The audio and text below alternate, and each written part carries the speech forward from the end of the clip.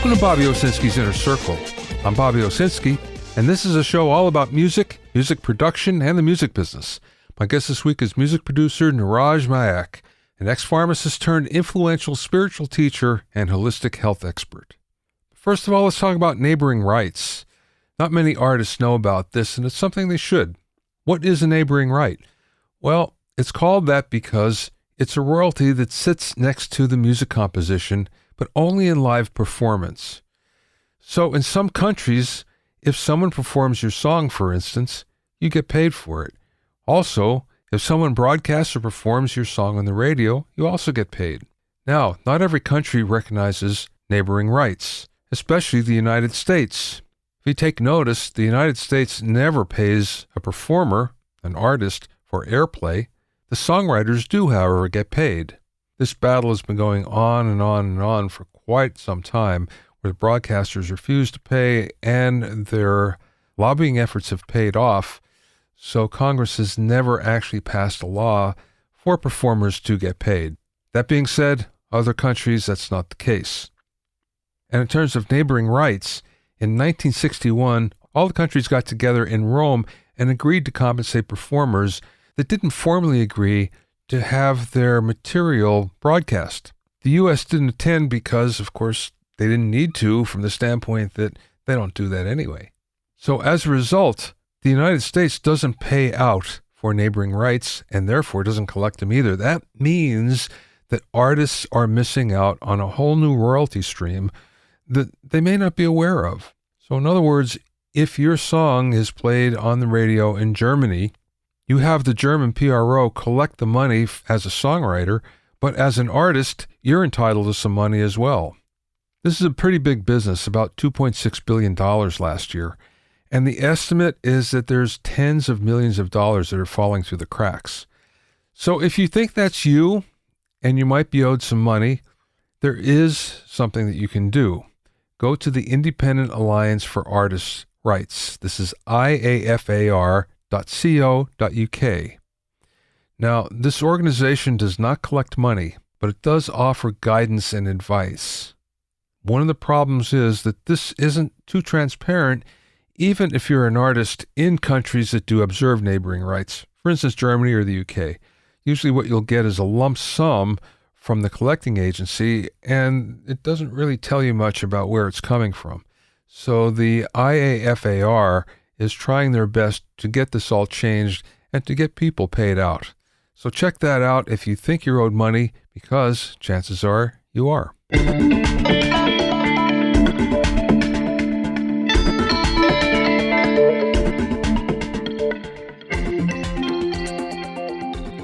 If you have any questions or comments, you can send them to questions@bobbyoinnercircle.com. Don't forget about my online courses on mixing, production, branding, and music business success at bobbyowsinskicourses.com. Also, get an expert analysis and objective opinion of your songs and mixes as a member of my Hitmakers Club. Go to hitmakersclub.com to learn more.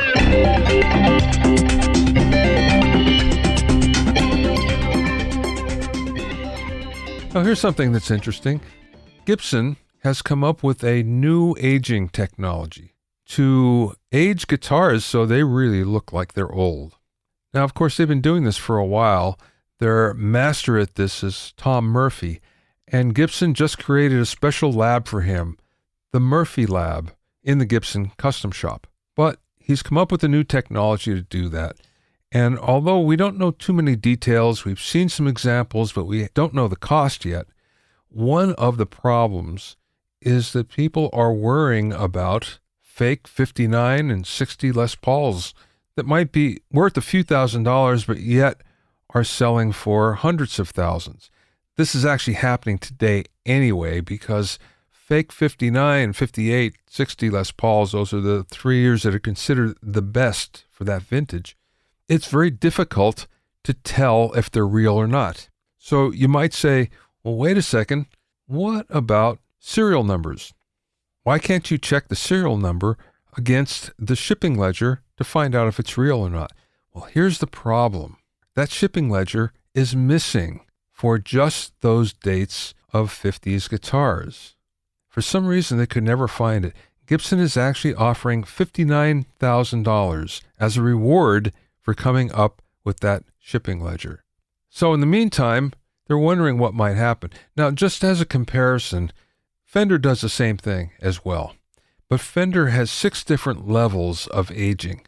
The first one is called NOS, or New Old Stock, and it's referred to as if you just bought it new in 1954, or whatever the year of instrument you're buying.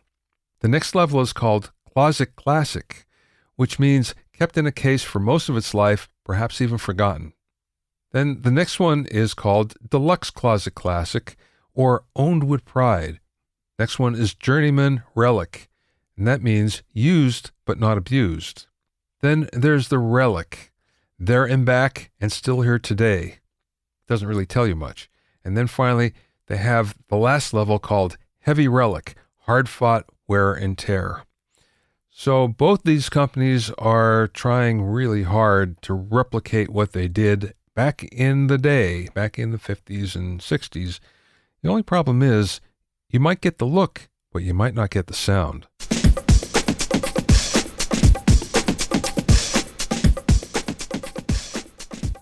My guest this week is Niraj Naik, a music producer and self-described renegade pharmacist from the UK and founder of Soma Breath, one of the fastest-growing wellness movements fusing ancient techniques with modern science. Niraj is also founder of Breath in Beats, a music collective renowned for their legendary conscious music festivals. Niraj is also the producer of the soundtrack for the famous Wim Hof Method and produces music for many of the world's top therapists and wellness centers. During the interview, we talked about why traditional medicines don't always work, the link between musicians and autoimmune issues, how musicians can better handle stress, and much more. I spoke with Niraj via Zoom from his home in Thailand.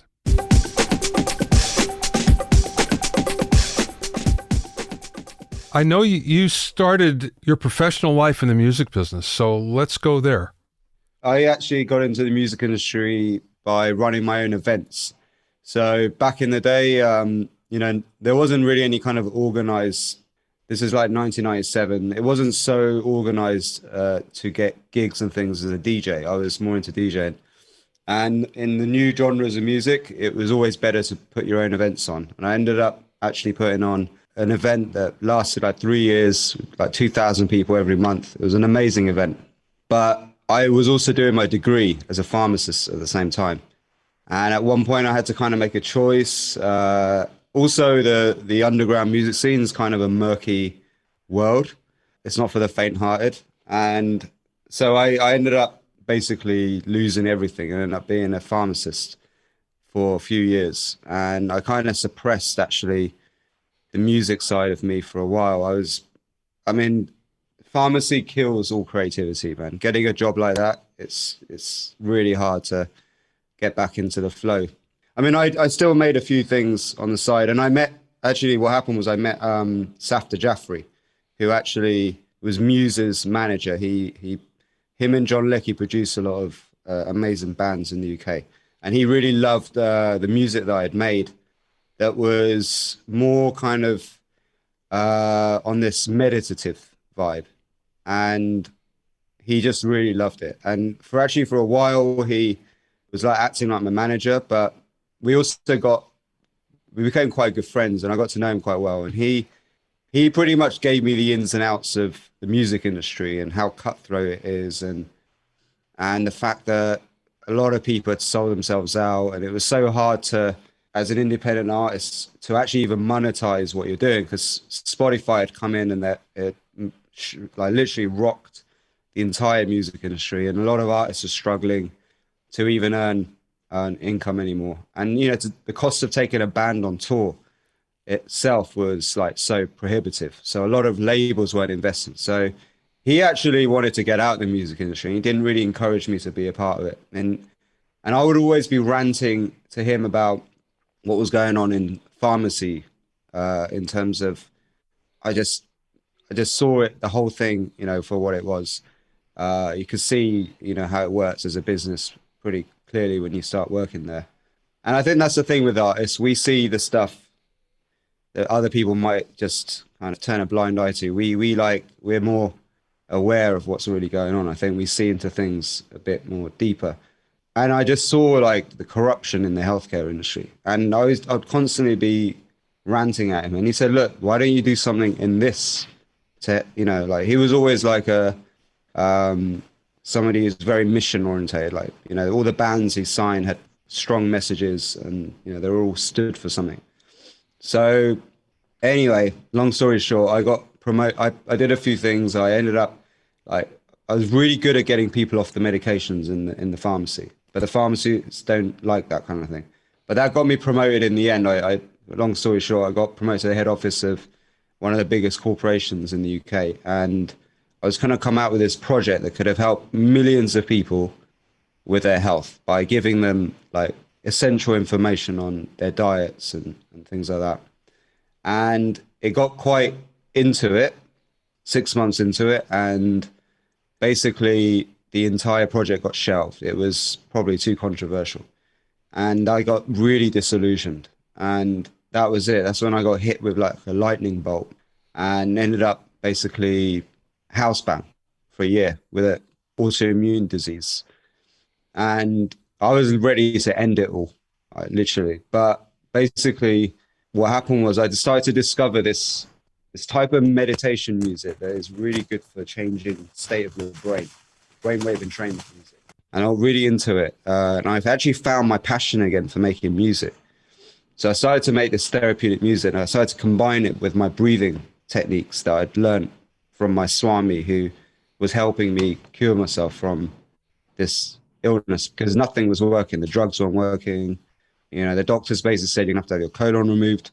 I was super depressed. And basically, by stroke of fate, discovering Ayurveda meditation, breathing techniques, combining it with music was one of the most transformative things. And before I knew it, I healed myself and I created this therapeutic music business. So I was licensing this type of therapeutic music to therapists. And that took me on a bit of a crazy journey. I ended up have you heard of Wim Hof, the Iceman? He's quite famous right now. Yes. And we formed like a little band together, and I produced a soundtrack to the Wim Hof Method.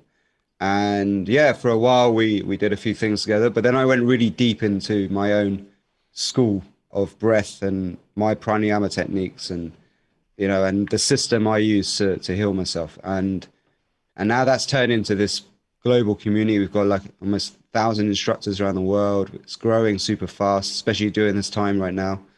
And I pretty much did what I said I would do with Safta, which was put a message and purpose back to music. So music that retains its spiritual value and purpose, intention, healing and giving a peak state, peak human experience, but that is lasting, not the sex, drugs and rock and roll, and what I was used to, which takes its toll after a while. Like I have a lot of friends in the entertainment industry who have come over to what I do now because they're just so burnt out from touring and drugs and being that rock and roll character and realizing that was just unfulfilling and wasn't really what they wanted. It's kind of the culture gets manufactured by the media, the music media, big time. And you'll see artists do stuff that they're just doing it to show off, really. They're doing it because it's like rock and roll. But the ones who survive, they're like, dude, I wish I'd never partied like I used to. Yeah. And it's amazing the amount of actually musicians and artists who are coming over to what we do now. When you were ill, and there's nothing worse than being ill and told that you're not going to recover, or you can recover partially. What did you do to pull yourself out of that? What did you do to actually fix yourself? That's a great question. So at first I was trying to do the conventional medical route. I kind of surrendered to the system, and you'd be on steroids, you'd be on all these like anti-inflammatory drugs. And what drugs do, they're just like the Band-Aid. Or they're like ice. If you bash your head against the wall, like you get a bruise, they're like the ice to bring the inflammation down. But if you keep bashing your head against the wall, it doesn't matter like how much ice you got. The bruise just gonna keep getting bigger. So you got to just basically, the cure is to stop bashing your head against the wall. So I had to figure out what was I doing that was wrong. You know, what was the thing that was causing the problem in the first place? This is what the Ayurvedic system is all about. The Ayurvedic system from India is basically, you know, a chronic autoimmune condition is a energetic disturbance. It's a spiritual problem.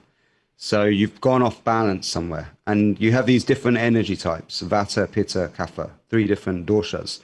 And according to my readings, I'm a Vata Pitta type, which is like air and fire. And so the whole idea is to balance the Vata Pitta. It's gone off balance, right? Too much fire causes ulcers. I had ulcerative colitis. Too much air, it affects your colon, and you get this crazy cycle of ulcers, gas, and bleeding, and you're going to toilet like 40, 50 times a day. And it's so that the treatment is to balance this. And there's 2 ways. You've got to look at the emotional, the mind, and also the body, the soma. All right. So the way to solve the mental issues is the simple understanding, right?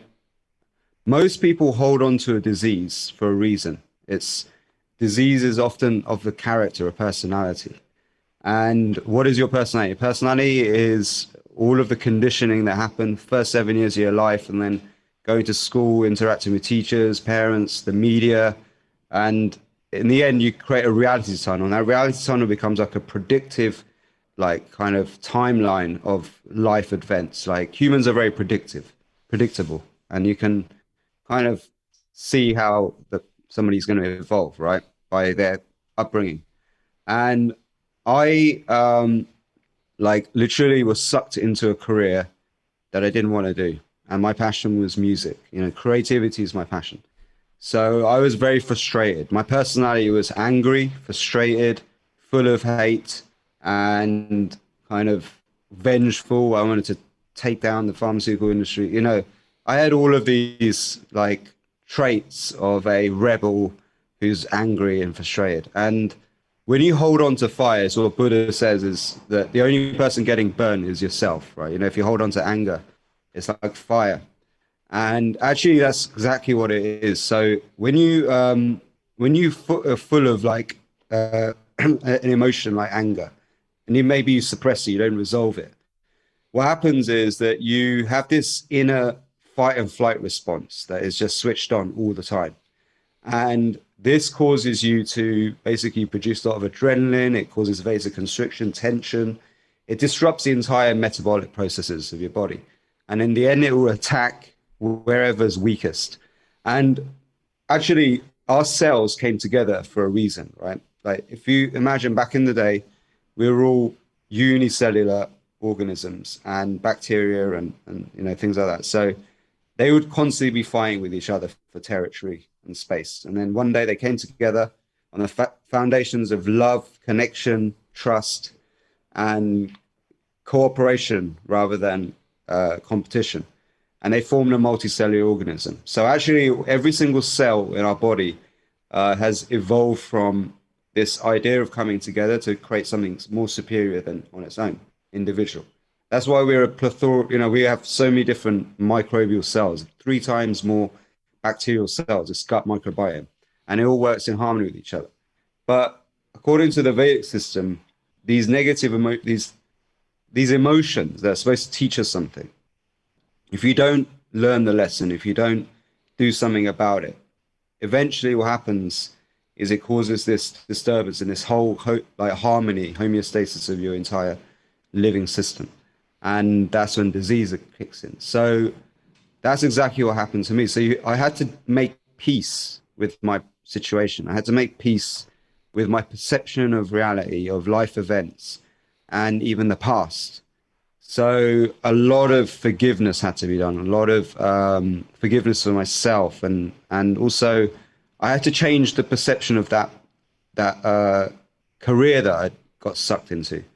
And rather than hating it, I looked at it as a gift, because my Swami said, look, you've got a gift. If you can help others, you know, you'd be an amazing role model. By healing yourself, you could help so many people, inspire so many people, because you're a pharmacist.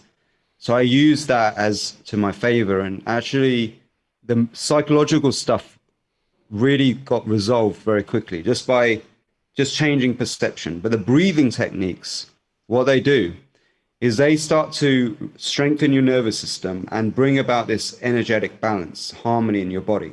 So these breathing techniques are based on rhythmic breathing, right? And what I do is I use music to make it really rhythmical and smooth. And when you use rhythm, and there's one technique in pranayama called kumbhaka, breath retention. What the breath retention does is it actually gives you a positive stress response. It basically gives you a bit of a kick to the nervous system, which actually forces you to adapt, to grow stronger. So I was using these techniques of basically initiating a hormetic stress. It's basically a positive stress body. So one of them is you do through breathing. Another one is you can do it in a sauna. So I'm really a big fan of saunas, and you can use the sauna like a church. And what I did was I used the breathing techniques in the sauna with these visualization techniques to invoke a healing response in the body. And these are now accepted things. Like in hypnosis, you can basically imagine a state of healing and your body can invoke healing in that area. And you can also do a nocebo effect. In some cases, you can actually make yourself worse. They've done this under hypnosis. You can create even like a burn sensation just by thinking it and believing it. So I really studied this power of hypnosis, hypnotherapy, self-hypnosis, guided meditation, and these ancient kind of techniques. So hypnosis really is just an evolution of guided meditations from the yogic system. And I came up with my own kind of process, and literally doing that, then using the Ayurvedic lifestyle changes with the diet, nutrition, discovered this substance called colostrum, which is amazing. It heals the lining of the gut. So colostrums that's a whole another conversation itself. And just literally just focusing on my passion. That was a big part of it, like discovering my love for music again. And I think I actually know quite a lot of artists who suffer from ulcerative colitis. And it's this constant struggle of the starving artist, right? How do I make a living? And that's all you can do. Like you can't fit into a normal 9 to 5. And there's all this fear, and this fear manifests eventually. So there is a link, I think, between artists and autoimmune issues, stress, and trying to fit into a robotic kind of way of life. So a few things had to have happened for me to really get well. One of them was also discovering how to turn my talent into an income stream, using the internet, leveraging those tools. So becoming location independent, so I didn't have to live in England, things like that, getting out of that crazy environment.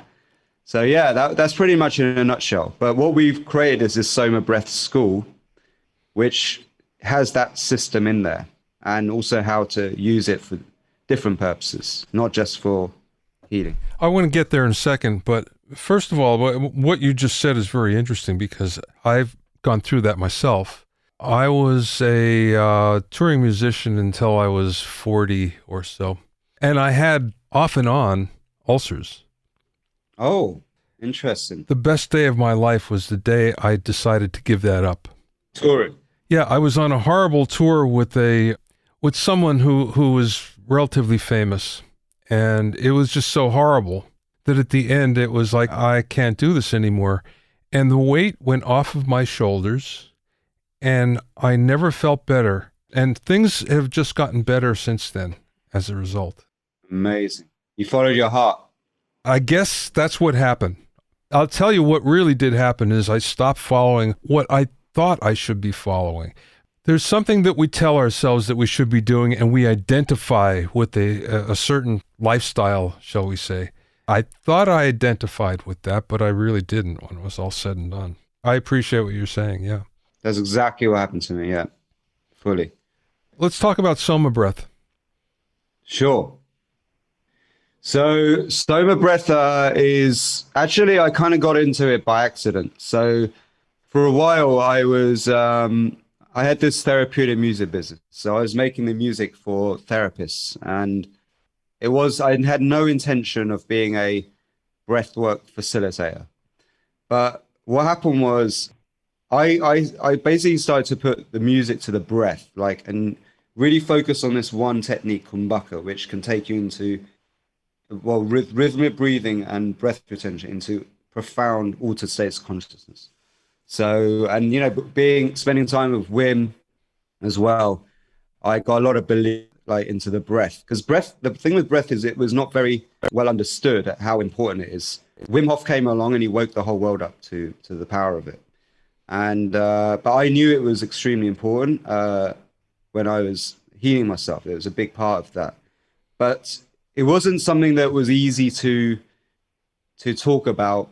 Not everyone really was aware of it, and then suddenly everyone became like into breathwork. So I was living in this island, Koh Phangan, in Thailand, where I'm right now, and on the beach I would like play this music I'd make, which is kind of this very rhythmic, kind of tribal sort of music with ambient sounds and stuff. And I would literally do with just 4 or 5 people, little breathwork ceremonies. I call them ceremonies. And by setting intentions, getting into like a meditative state, using visualizations, supercharging yourself with a breath. And I would have these incredible results with just 5, 6 people. People were having incredible results. What does that mean exactly? Incredible results. What does that mean? Like people were having like these kind of super psychedelic, like trippy journeys, you know, where they're like having conversations with God, or seeing these DMT spirals, or making peace with their, you know, their dad or something, you know, who they never got a chance to say, you know, goodbye to, or say sorry to, or whatever. So weird things like that, right? Which you'd expect from a psychedelic trip, like if you did mushrooms or something. So I was like, wow, this is pretty cool. This is something interesting. Anyway, then by accident, I started to do it at events, like little conference. There's a company called Mind Valley, and they do this big event called A-Fest. And there I started to do it with a few people. Then it turned into 10 people, 30 people. In the end, I had 60 people in the basement of a hotel with NASA scientists measuring people's brain waves, who happened to be at this event as well, using these brain map tools. And it was such an incredible result. I was like, this is it. I now know what I want to do. And it was now me stepping up. Rather than being behind the scenes doing the music for all these people, I was like, I can do this. So I went really deep. I kind of really perfected the technique with the rhythmic breathing with music and breath retentions in a sequence. So there's this certain pranayama techniques that basically gives you very, very powerful health benefits, all right? But with longer sessions, it takes you into these real powerful, like, altered states of consciousness. So I literally started to do like 100 people, 200 people, 300 people events. Like I was on stage with like these massive screens, psychedelic visuals, and people just having full body orgasms and, you know, like profound like visions and things. All walks of life, you know, you had like much older people, you had young people, the kids were into it. It was wild. So I knew I was onto something, and I never wanted to actually turn it into a school. I never thought this would be a school. I just thought it was a fun thing that I used to do. But this one guy I met called, he was the founder of, called Jeffrey Perlman. He's a founder of Zumba. He said, dude, you got to do something with this. I'll back you. I'll support you. So he encouraged me. There's another guy called John Davey, who's my business partner, who had built an amazing school with Marissa Peer, who's a hypnotherapist, and she was using my music. And he said, look, I will support you. You're onto something huge here.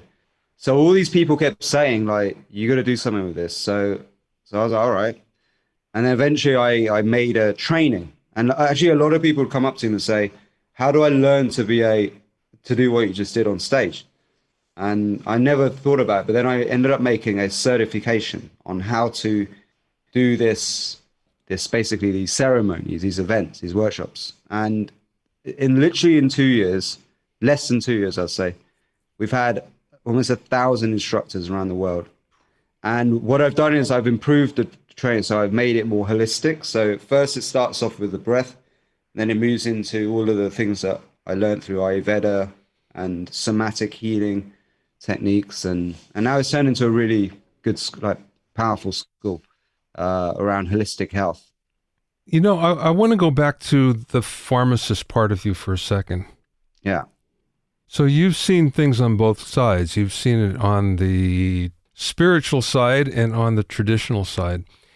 Are there medications that you feel are helpful to people? Yeah. I understand that we're generally over-medicated, and I've seen this with my parents where they'd each have 30 pills to take during a day and they'd be whacked out. So I understand completely where you're coming from on that, but are there certain medications that you feel are helpful or essential? Yeah, I think they are to a certain degree. As I said, it's the ice on the wound analogy, right? They are there as emergency treatments.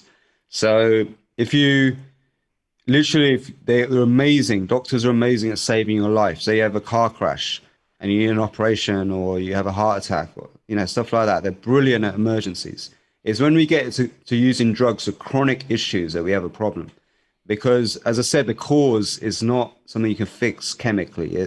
These are energetic things that need to be resolved.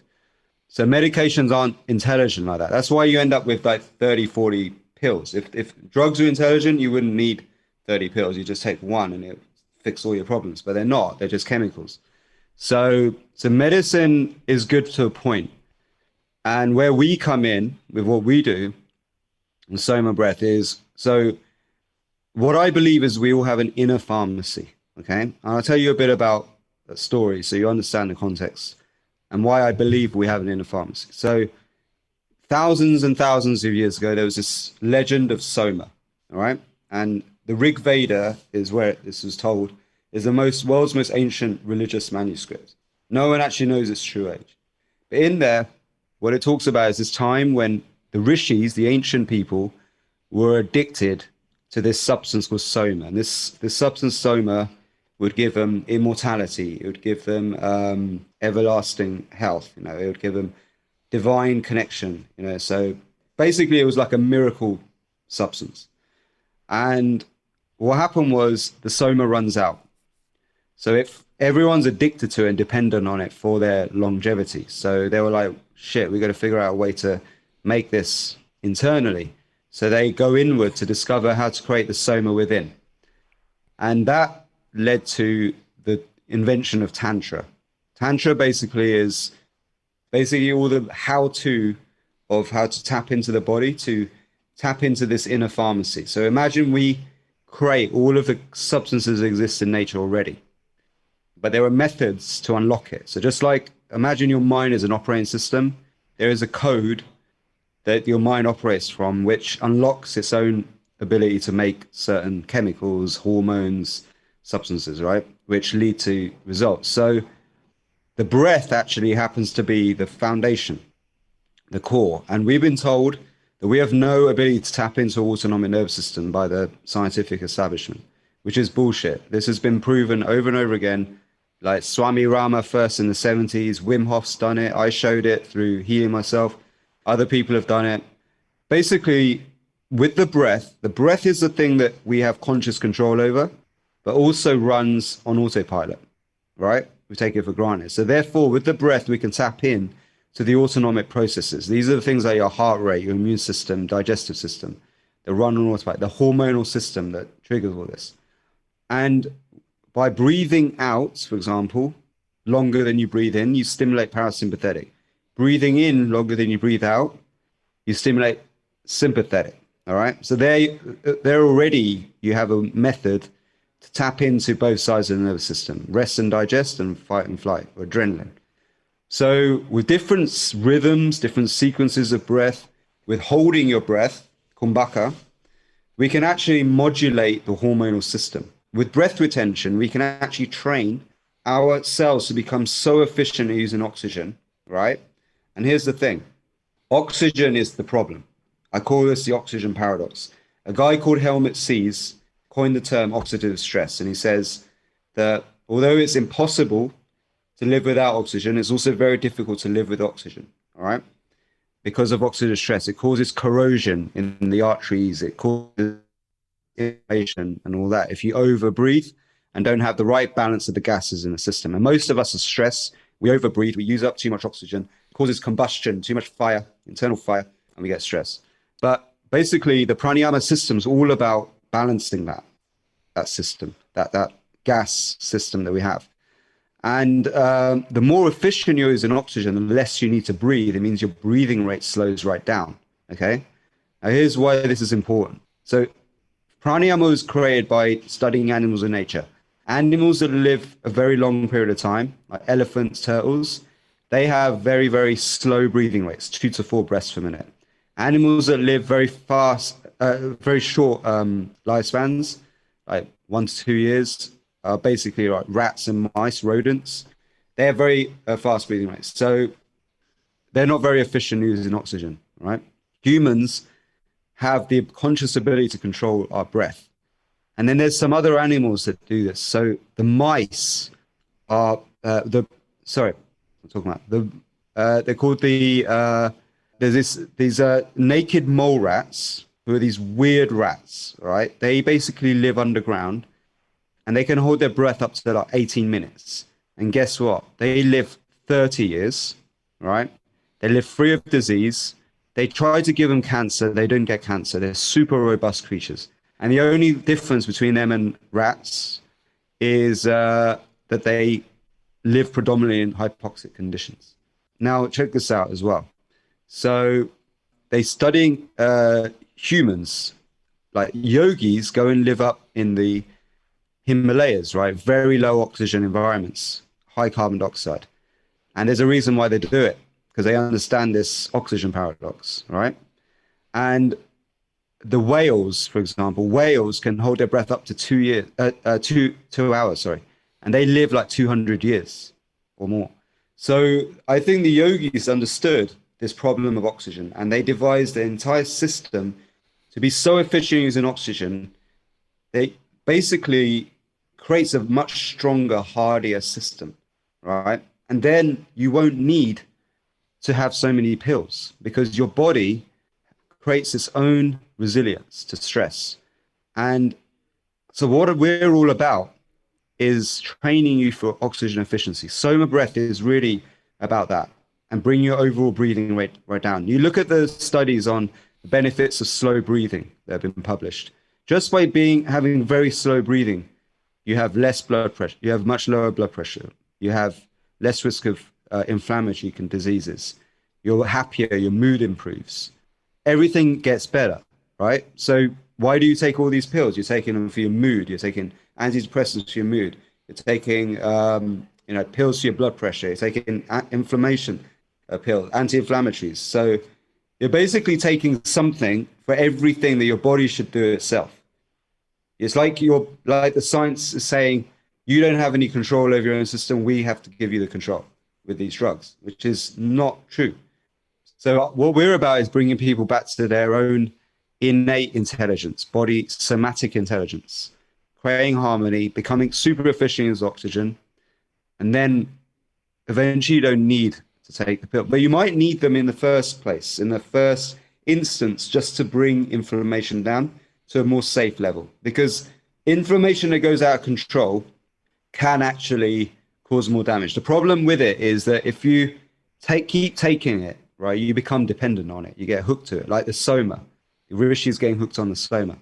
So there's a fine line between using drugs for a short time and a longer period of time. A doctor needs to be very mindful of this. More and more doctors are now being aware of the harm they cause through like poly prescribing basically, and which is great. But I'm really concerned right now because there's so much crazy censorship going on. This whole coronavirus thing has been an absolute farce of science. So many doctors being ignored. It's like we forgot that we have an immune system. It's just madness. So we're all about just common sense, man. Come on. Body is designed to heal itself. Give it the right tools, the right ingredients, and it can. How does this apply to musicians that are under stress? And what I mean specifically, there's two cases just that I can think of because I experienced it myself, but everybody does.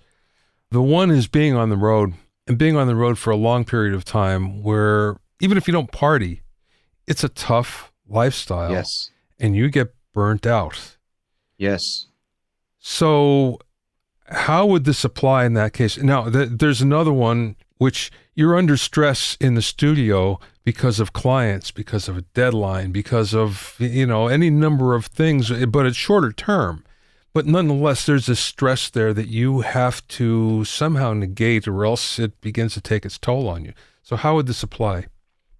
Brilliant. So I think a lot of the stress from being on the road comes from lack of sleep and eating food that is, available. Like you may not be able to eat the healthiest options. So lack of sleep is one of the real big problems in the world, right?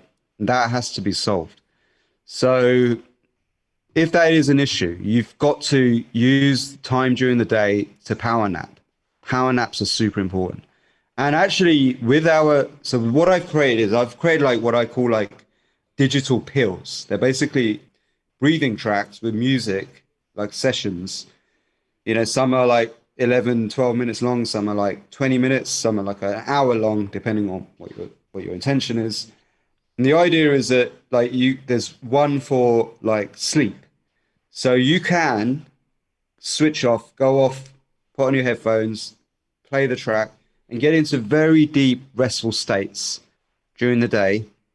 And just having a 15-minute power nap every day can supercharge you and mean that you don't need to sleep as many hours at night, right? Another thing with this is when you become very efficient using oxygen, your hunger goes down and your you need less sleep because you're doing actually through the breathing technique, some of the work that you do in deep sleep, you're doing it consciously. So actually you'll find that you might even not need as much sleep. So that's why getting into this lifestyle I'm talking about will make you very resilient to the stress of touring and all of this stuff. Basically, also, I would recommend if you're on the road, you've got to get some food-based supplements for your nutrition. I'd go for moringa. Moringa is an amazing superfood supplement. It gives you everything you need, and it's also anti-inflammatory in nature in itself. And you can get moringa capsules. You can make like smoothies out of it. Other things is like if you're going to have coffee, if you love coffee, then I would actually recommend an alternative. All right. The one alternative to just standard coffee is you should put ghee into it, blend it with ghee, and it is a much more long-lasting energy source for your body. So like the ghee and coffee taste delicious together, actually. It's like better than any coffee you buy from Starbucks. A little bit of honey, you can add cacao to it. I'm actually having one right now. And it gives you energy for several hours. So you can live off this stuff, right? You don't need to eat all the junk that you find in the airports and stuff. But another alternative, and this is one of my little hacks, is kratom. Have you heard of kratom? Yes. Kratom? Yes. So a small dose kratom. So I'm talking like 2 grams, 1 to 2 grams. Get the green, right? You can blend it with some white. Even red is good, but have that during the evenings because it's sedating. What it does is it acts like a bit like a nootropic. It's anti-inflammatory. It's actually very filled with a lot of like good nutrition as well. Very rich in flavonoids and other kind of cancer protecting ingredients because it's related to coffee. Coffee is full of antioxidants and things. And basically what it does is it also seems to take away the negative voice a little bit. So if you suffer a lot from that swirling negative voice, it could also be because you're in an environment which you don't want to be in really. And you're just, you're just always like, internally you're going, it can give you a little bit more enthusiasm for getting on with the day, right? So it's like a natural anti-inflammatory, natural antidepressant. So that can be really good. Like in Thailand where we are now, the locals take it all the time. They've used it for thousands of years. It got banned because it was competition to the opium industry. It's a long story, but it's now like about to become legal again. I mean, the government needs to figure out ways to make money now. So basically the locals use it for energy. So they would work really hard on the rice fields. In Bali, Indonesia, it's legal. They would use it as a way to just get through harsh, super heat, working on the fields kind of day. And it's part of their tradition. Like, it's a traditional medicine. It helps with stomach issues in low doses and pain relief. So that's another thing you could take during that time that you're doing a heavy touring. Just stick to the dose. Don't go overboard because it can get addictive. That's what I recommend. How does someone find out more about Soma Breath? Simplest way is go to somabreath.com, sign up for our masterclass, check it out. You'll learn a lot of information for free. Also in our YouTube channel, there's Soma Breath YouTube channel. So much stuff for free. You can try out a lot of our meditations for free. The more deeper altered states stuff, which really takes you into this divine connection with whoever your God is, that we say you must do with instructors. So we have an instructor network who are trained in these techniques, as well as other somatic therapeutic techniques. So with Soma Breath, the lifestyle that I've created with our 21 days, so our 21 day is designed, a 21-day awakening journey it's called, is designed to teach you meditation, to teach you pranayama, to give you a very easy way to do that, and ingrain good habits for your health, like looking after your health and getting into a good lifestyle. And basically, I recommend if you follow that, you can actually protect yourself from a lot of stress-related issues. So if you're into touring and working hard and in the music industry, I think it's an invaluable tool. That's the best way. You can find out more about Niraj and Soma Breath at somabreath.com. That's SOMABREATH, Soma Breath, all one word, .com. Thanks for listening and being in my inner circle. Remember, if you have any questions or comments, you can send them to questions@BobbyOInnerCircle.com. To listen to other episodes of Bobby Owsinski's Inner Circle, go to BobbyOwsinski.com, select the podcast tab, or go to BobbyOInnerCircle.com, or you can find it on iTunes, Stitcher, Mixcloud, Google Play, Google Podcasts, Spotify, Deezer, TuneIn Radio, Radio Public, and Podbean. At BobbyOwsinski.com and BobbyOInnerCircle.com, you'll also find a sign-up form for my newsletter and for alerts for new podcasts. This is Bobby Owsinski. I will see you next time.